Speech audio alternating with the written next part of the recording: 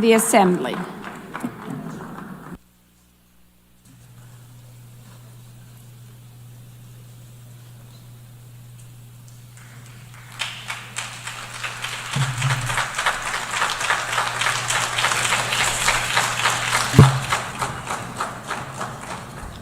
Thank you, Madam President, Mr. Secretary General, Excellencies, ladies and gentlemen.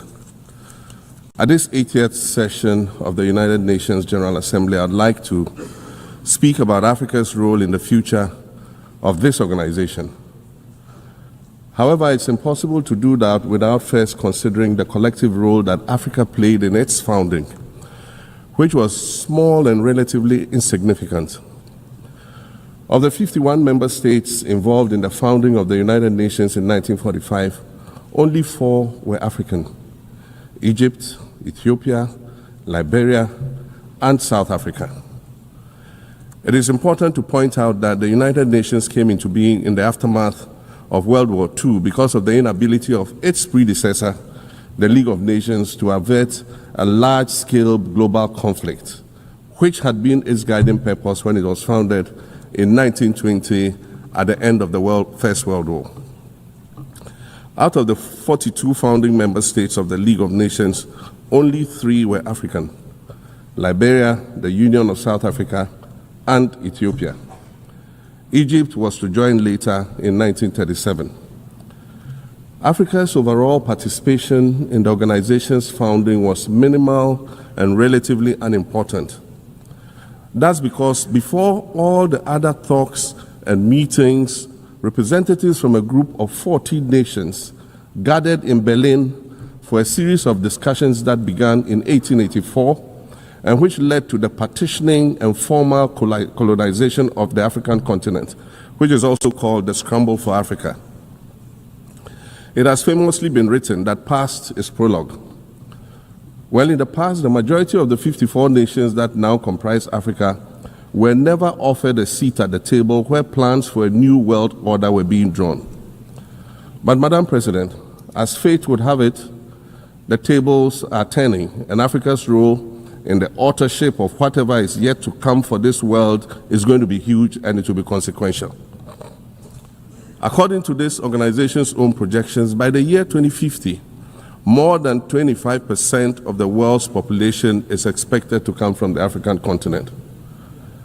Additionally, by 2050, 1/3 of all young people aged between 15 to 24 will be residing on the African continent.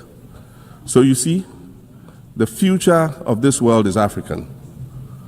Allow me to say this once again a little louder for those of you in the back. The future is African.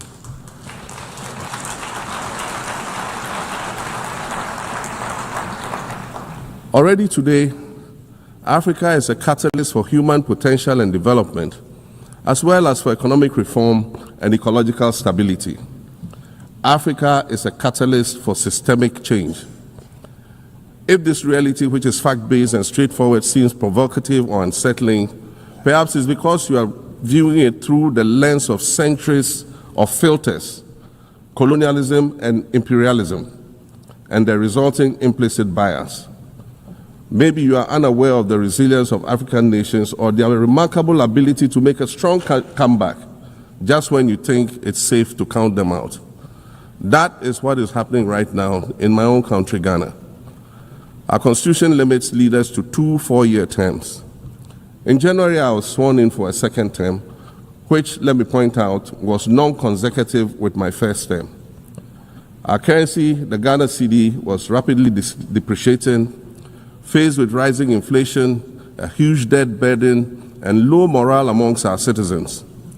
My new administration settled down quickly and embarked on an ambitious program of comprehensive transformation designed to restructure Ghana's economic foundation and enhance our competitive standing globally.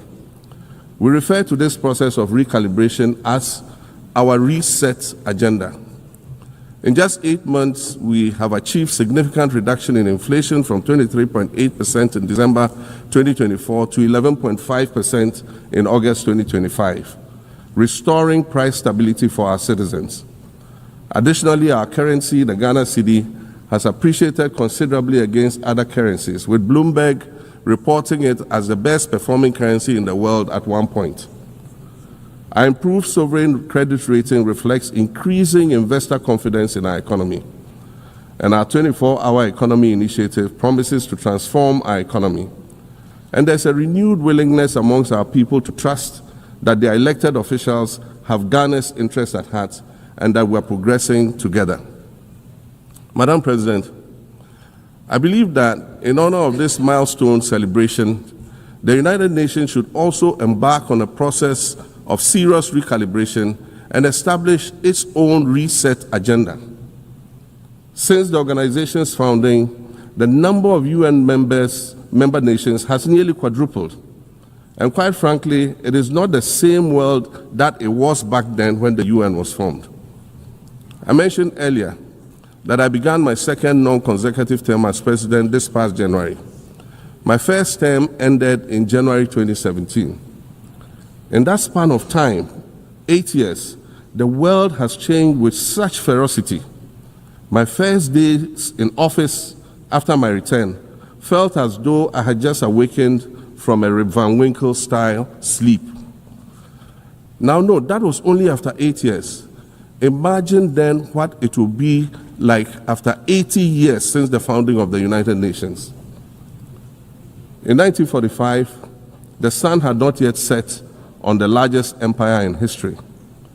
The most common mode of international travel was by sea. The personal computer had not been invented, let alone made portable. And television, a new convenience, was still in its infancy, albeit in black and white color. Relations between the US and the Soviet Union were turning frosty, with Winston Churchill declaring that an iron curtain has descended across the European continent. Fast track 80 years on, in today's world, hundreds of thousands of commercial flights take off and land every day.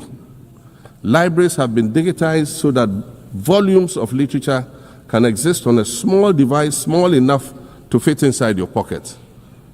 We live in a world of cryptocurrency, artificial intelligence, social media, the internet and its dark hidden dungeon of the dark web, all of which carry a potential threat to global peace and security.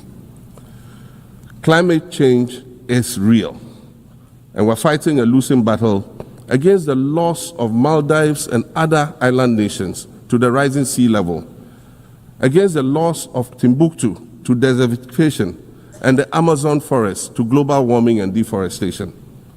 Madam President, the UN Founding Charter is outdated when it comes to representation in this August Assembly.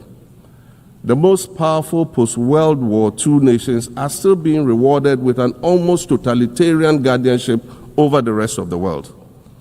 And yet, the first sentence in Chapter 2, Article 1 of the UN Charter declares that the organization is based on the principle of sovereign equality of all its members. If this were true, and was the case, a continent as large as Africa, with its numerous UN member states, would have at least one permanent seat on the Security Council.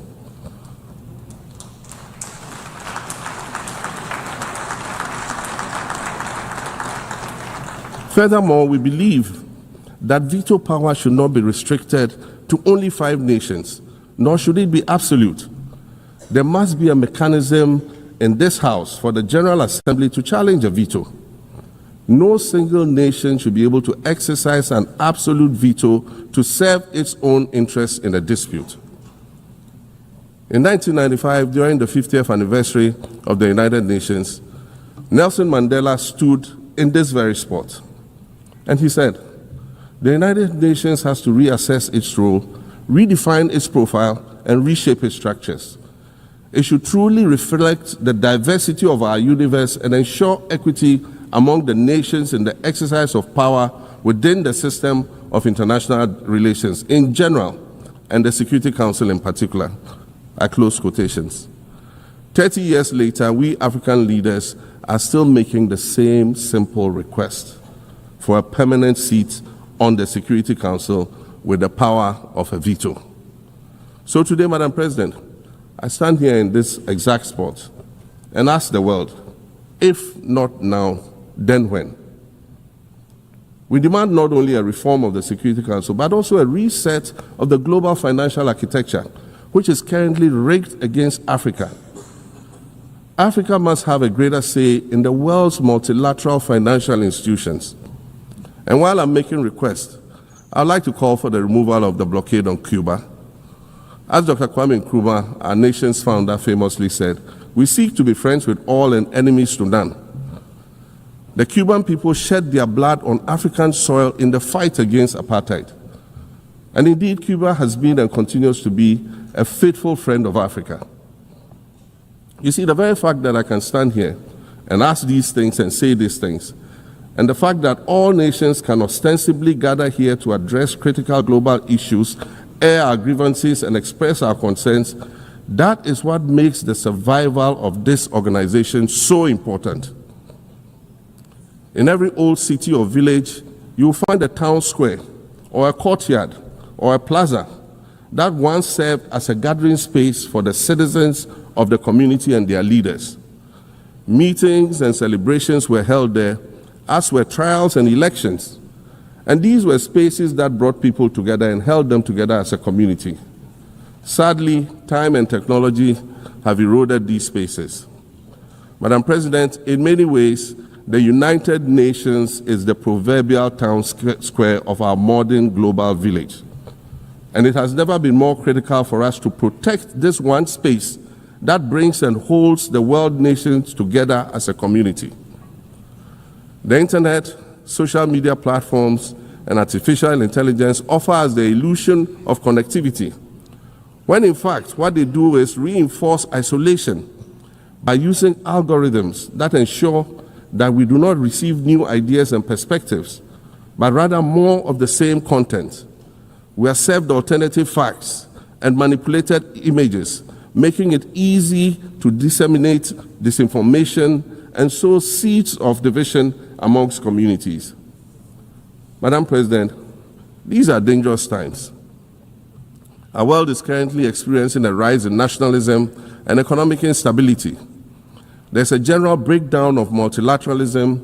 Various acts of aggression have been committed against the sovereignty of others, and nations are attempting to circumvent the very safeguards that were put in place to prevent large-scale global conflict.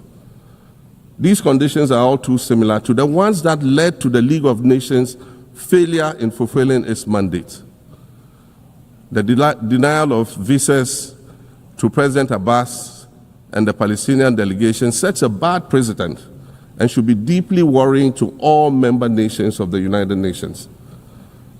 Ghana recognized the state of Palestine in 1988 and supported a two-state solution to the conflict since then. And I say, contrary to the claims of some, a two-state solution would not be a reward for Hamas. It would rather be a reprieve for the hundreds of thousands of innocent women and children and people who are facing collective punishment and forced starvation for no reason other than the fact that they are Palestinian. For nearly 2 years and for the fear of reprisals, we here in this General Assembly have been playing hide and seek with language to find the right words to help us avoid or excuse what we all know is taking place in Gaza. But here's the thing, it doesn't matter what you call it. If it looks like a duck, it swims like a duck, and quacks like a duck, well, then it must be a duck. The crimes in Gaza must stop.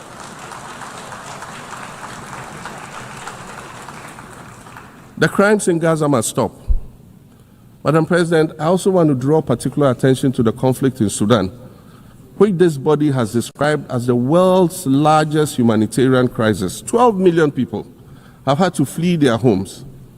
And when we speak of migration, we refer to the 12 million new Sudanese refugees, whom we as a global community should be willing to assist in much the same way that many member nations readily assisted new refugees coming out of Ukraine.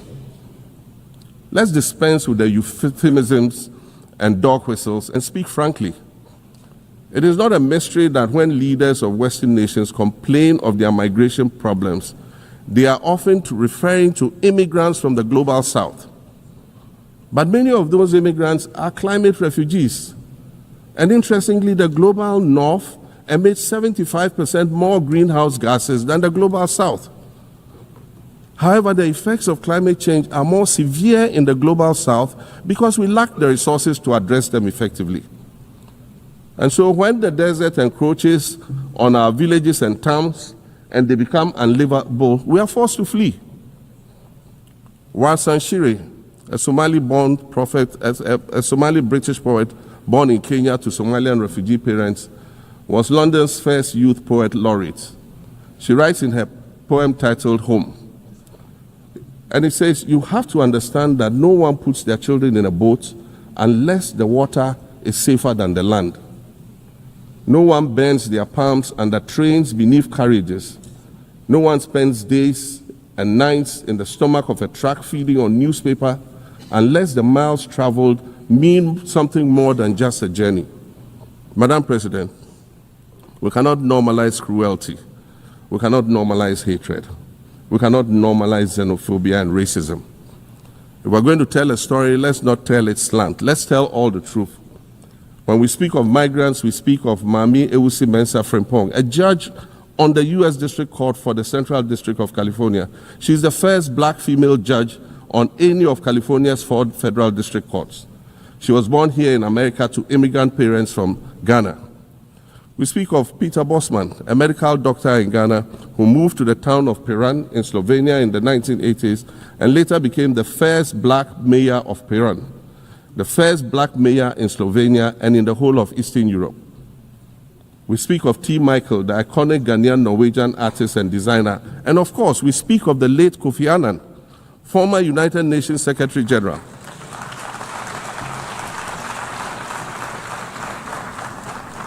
Former United Nations Secretary General and Nobel Peace Prize recipient, who was born in Ghana but spent his adulthood in various places in America and Europe.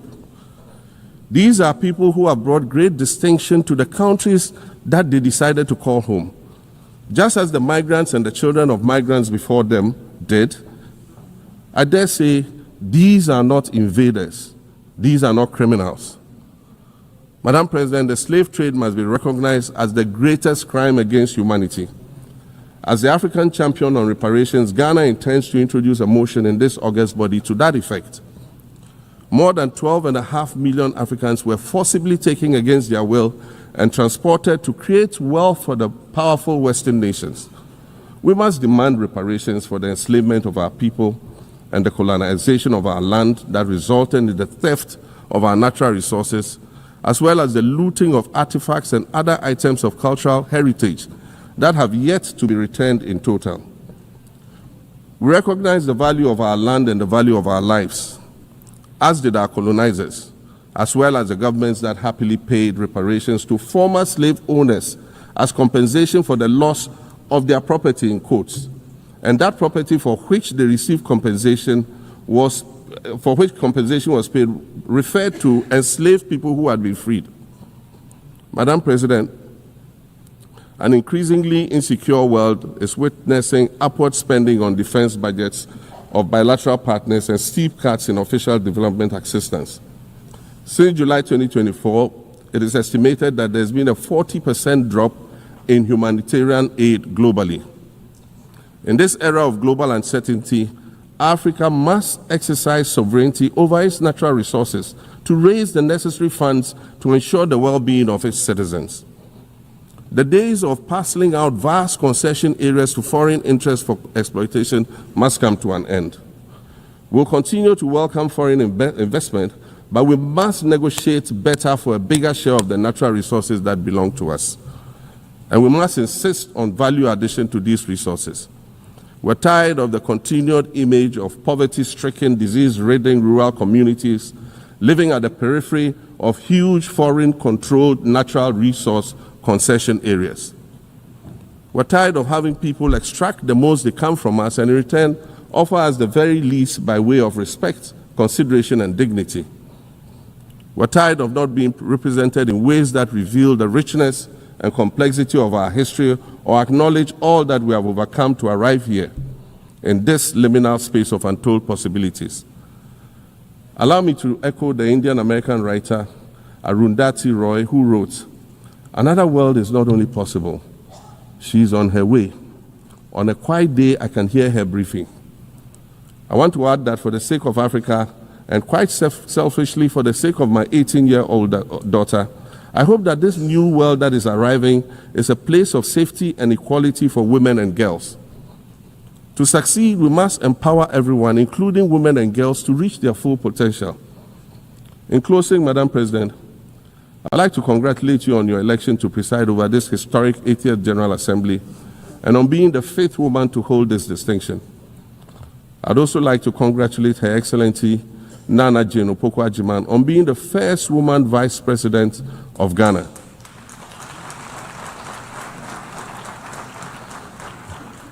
Now every Ghanaian girl knows the heights to which she can ascend.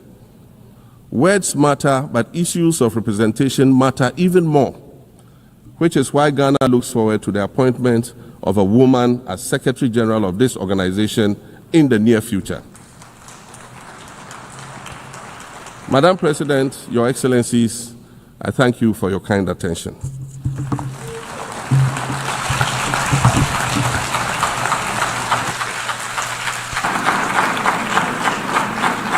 On behalf of the General Assembly, I wish to thank the President of the Republic of Ghana.